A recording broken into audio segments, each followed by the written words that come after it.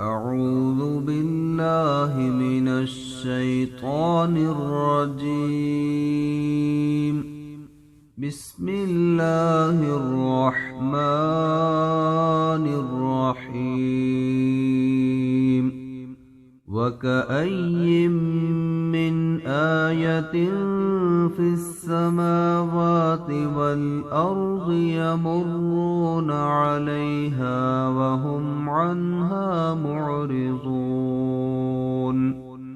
وما يؤمن أكثرهم بالله إلا وهم مشركون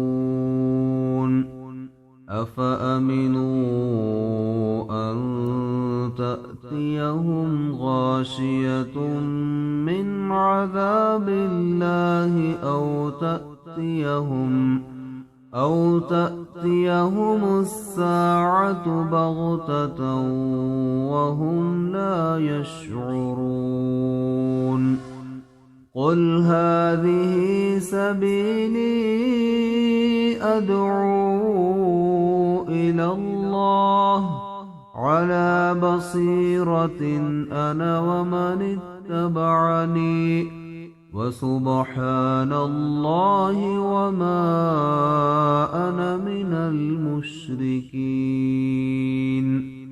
وما أرسلنا من قبلك إلا رجالا نوحي إليهم من أهل القرى أفلم يسيروا في الأرض فينظروا كيف كان عاقبة الذين من قبلهم ولدار الآخرة خير للذين اتقوا أفلا تعقلون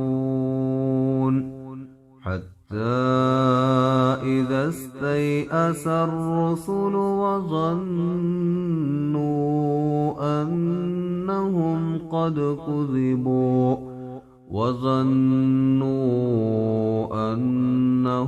قد كذبوا جاءهم نصرنا فنجي من نشاء ولا يرد بأسنا عن القوم المجرمين.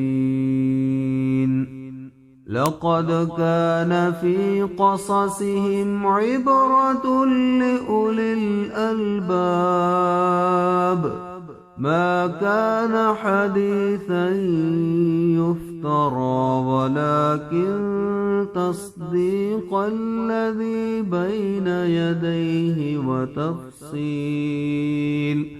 وتفصيل كل شيء وهدى ورحمة لقوم يؤمنون.